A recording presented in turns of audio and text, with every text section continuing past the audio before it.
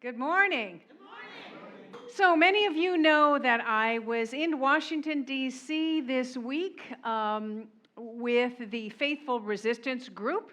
There were over 2,000 faith leaders and clergy that walked together in support of immigrants and the end to the abuse that ICE is perpetrating. And thank you for holding me in your prayers. Really, thank you. This was so outside of my comfort zone. I didn't know the town. I went by myself. I didn't know the people. I did connect with a few Unity ministers. It was mostly Methodist. It was put on by the Methodists. But a few Unity ministers, we connected on Facebook, so we found each other in that sea. I think I have a picture of there was 3 of us there. There were actually 10. We found the rest later. This is at the beginning. But yeah, it was really quite the experience. So the day began by having a worship service at the Capitol Hill Methodist Church, and a beautiful big church. And again, they put it on. They're very good at organizing. They're really good, and they're very active.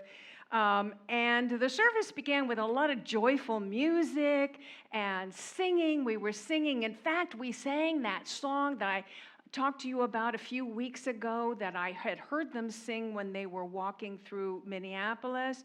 They belong to us. We belong to them.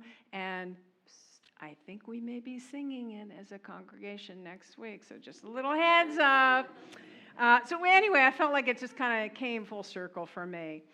And then there was a cavalcade of ministers and bishops and all kinds of clergy that got up to speak, in an old-fashioned church, at an old-fashioned pulpit, that you walk up the steps, and it's risen, and it's got like this sort of disc of heaven at the top of it. So, it's a real, man, must be really holy, that person's up there. So a very traditional church, very untraditional messages, because they were, very progressive. In fact, they made a point of saying that their faction of Methodists they distinguished it from other people who call themselves Christians, who are not really Christian, who are not really following the message of Jesus. In fact, they were saying that some churches actually have an American flag in there, and they do the Pledge of Allegiance.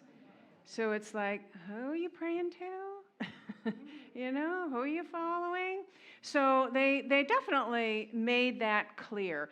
And then they made clear that as a Christian, and we might say as a spiritual being, we have a responsibility to love our neighbor, to care for vulnerable populations, to protect, our brothers and sisters who are being, victimized by these unjust laws, the overfunding and militarization of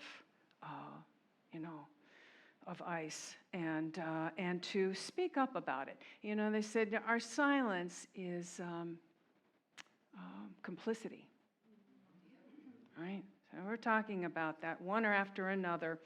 And some speakers were really amazing. They just brought you to tears.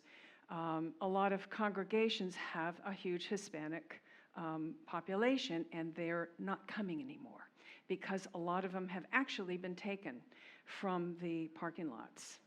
And there was one that had the Feeding of the Poor Day, and a 5-year-old child was taken. I mean, it just broke your heart, And so we heard a lot of that. And then some speakers kind of provoked anger in us, and I thought that was counterproductive, was counterproductive. And so it kind of, it was interesting. It made me affirm why I am a Unity minister and not from another denomination, Just like really reaffirmed that for me. And then they started talking about the salt and the light. If you know this part of the Sermon on the Mount where Jesus says, "You are the salt of the earth," which is that grounded spirituality part of us. And then right after that, he says, "You are the light of the world." So I started thinking about, well, I wonder what the metaphysical meaning of this could possibly be. And so the salt and the light are actually two aspects of who we truly are. The spiritual beings that we are having a human experience. And I think I do have a slide that has this. So the salt is the substance of our humanity. The substance of our humanity, and the light is the inner radiance of our divine self. The inner radiance of our divine self. So salt is grounding, light is illuminating. Salt preserves, right? It's preserving. We don't want to lose the flavor. As Jesus said, don't lose that flavor. We're preserving the sacredness, and light reveals what is possible. So for me, I sort of reinterpreted that in this metaphysical way, and it really kind of made sense for me, and I wanted to share that with you.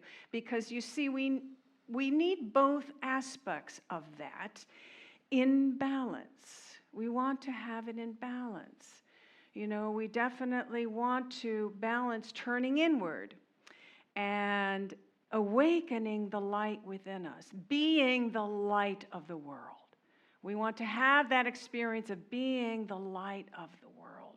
And then we want to balance that with the saltiness part, the grounded humanity of the part of us that would repair the tear in the fabric of society, as Michael Beckwith would say.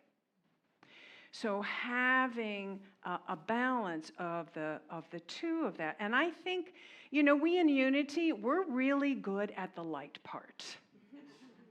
We focus a lot, right? I talk about it a lot, on meditation, the importance of meditation and affirmative prayer and connection with spirit and nature. We talk about, the sacredness of our outdoor sacred spaces and our gratitude practice. And we do classes that really are about how to bring the light into your life. Right? And we come together, we sing. We're all about the light part. I don't think we really are much about the salt part. But I think we're sort of growing into that. Unity is all about evolving. And so we are evolving our consciousness to include a little more balanced perspective. Now, from what I could tell, the small sliver of pie that I experienced with the Methodists when I was there is that they have the saltiness thing in spades.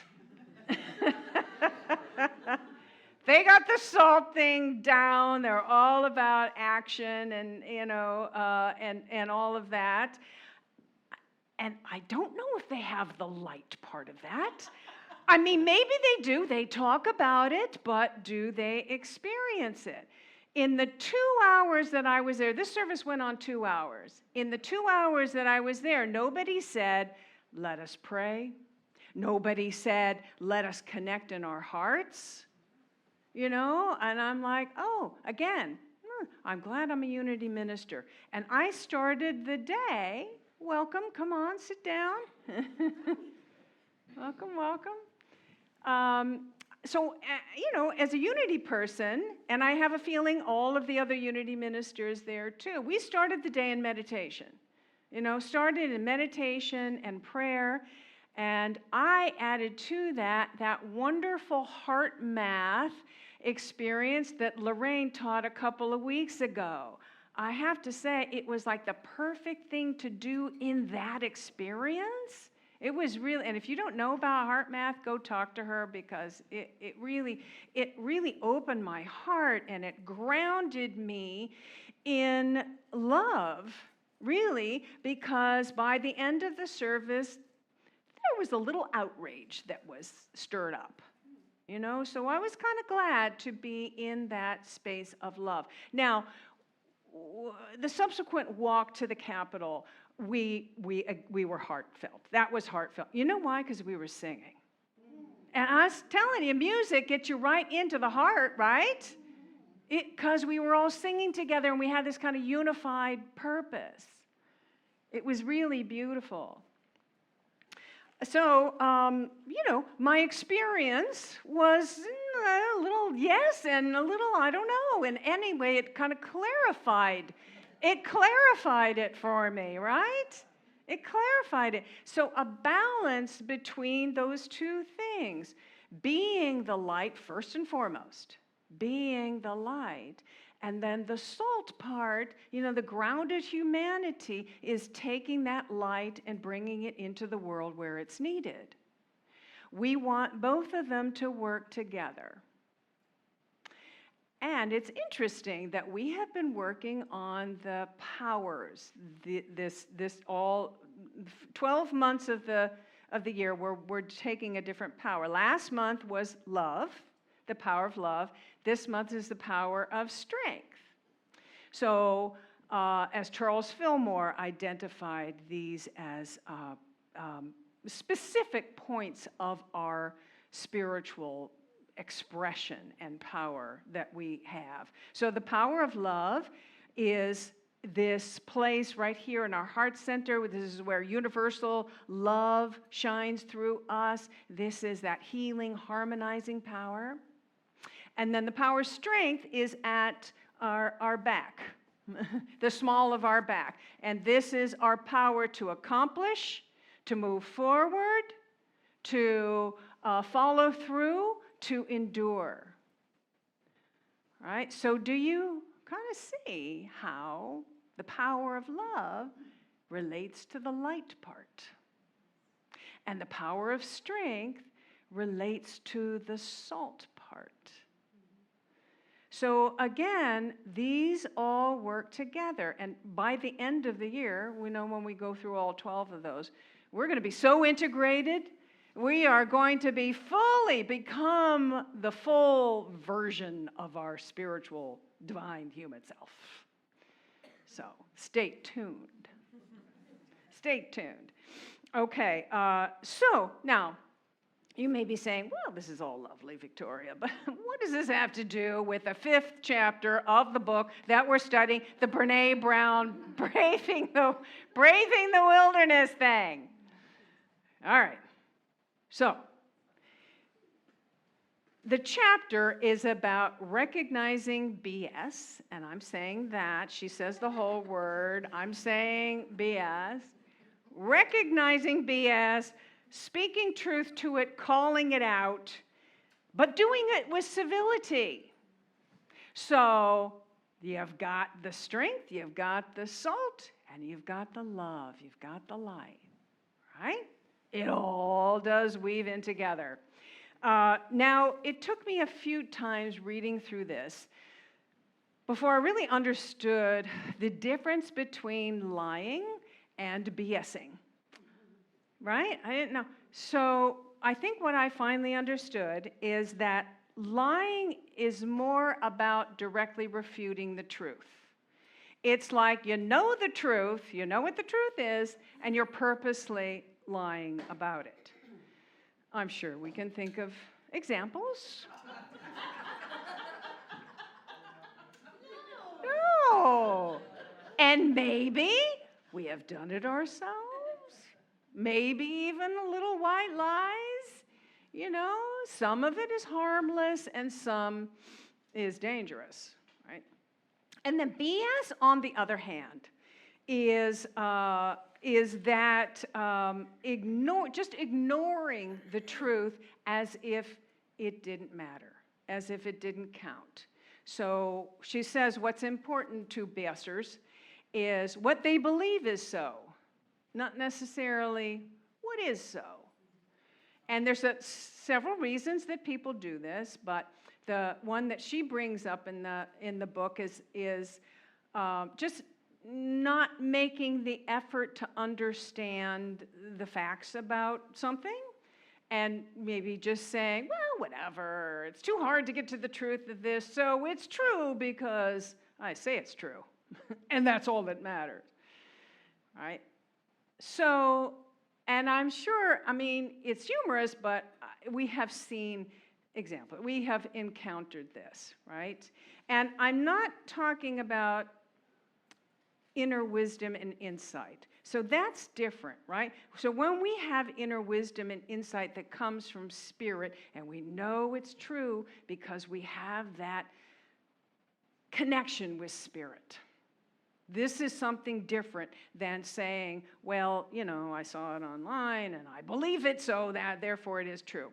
And so she says the best way to, and we want to speak up to this. We want to speak to this. And she said the best way to do that is to ask this person with a sense of curiosity, with maybe a place, I would say from a place of love. We ask, oh, and what sources are you using to come to this conclusion? And I have to tell you, just 2 days ago, my daughters we have this group chat, and they were spouting off about something. And I said, oh, and what sources are you using to come to the conclusion? And don't you know, in 5 or 10 minutes, they sent me all of these different articles from all these different publications and a PBS thing about it, and I'm like, okay. We're learning something, okay. This is very good. So,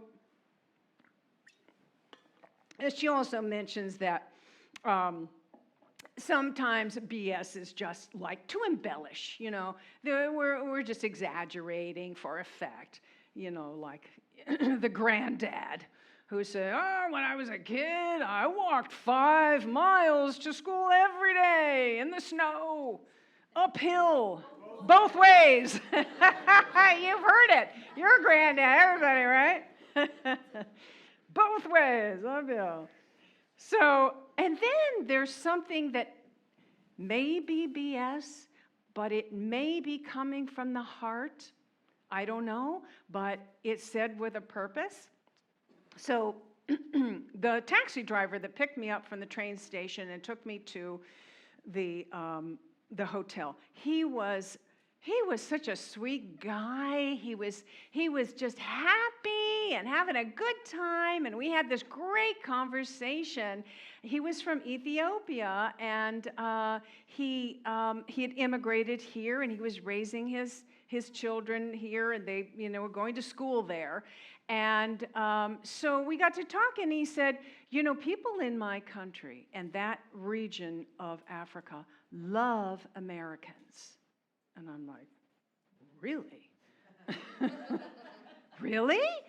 And he said, oh, yes, because the American people will risk their lives to protect people like me, a person of color and an immigrant. And I'm like, oh, really? And he said, yeah, the Black Lives Matter.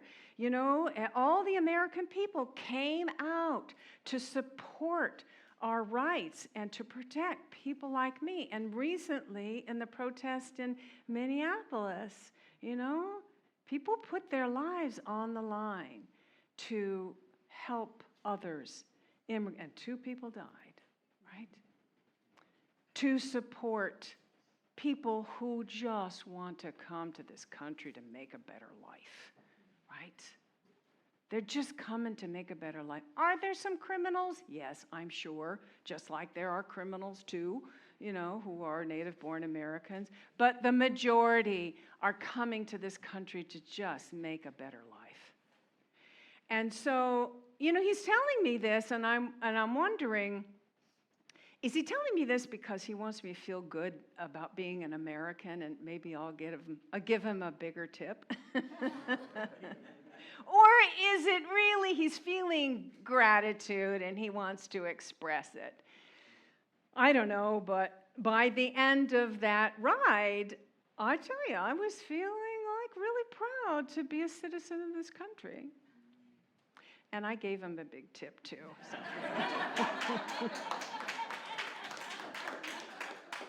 Who knows?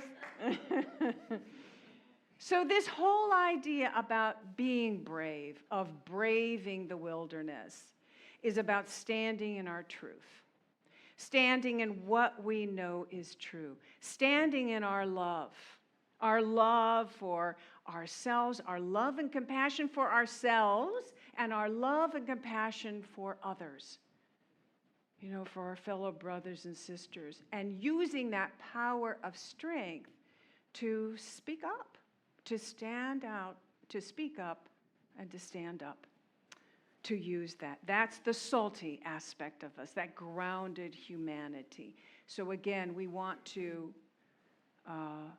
blend them together. And she talks about speaking up, but doing it with civility. She talks all about civility, which I would say do it from a place of love. We talk about that. We speak from a place of love. We want to connect in our hearts first. So she defines civility this way, in part. Do we have a slide for that? Oh, yeah. Speak truth to be. And then there's one more, I think.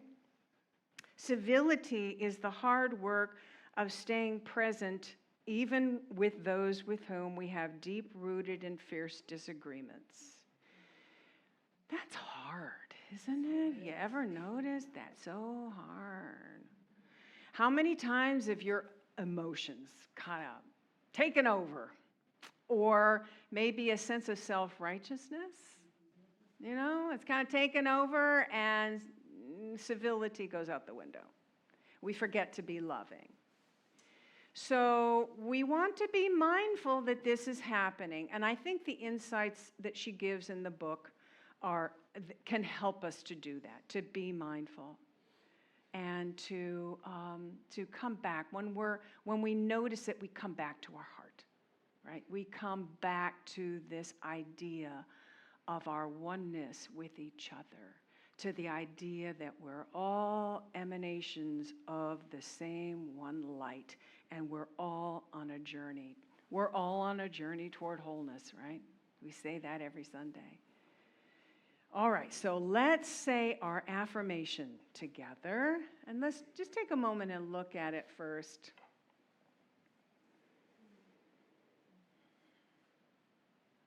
And together, I am salt and light, with my powers of love and strength working together. I stand in my truth and act with love. Yes, so it is. Namaste. Hi, it's Reverend Victoria here. I'm at Unity Center of Peace with our house band, Bright Matter. Hello. Yeah, and if this video has inspired you or empowered you or opened your heart, opened your consciousness, or even just given you hope, we ask that you support what we're doing here by making a donation today, going to unitychapelhill.org or clicking the link below. And we thank you. Thank Thank you.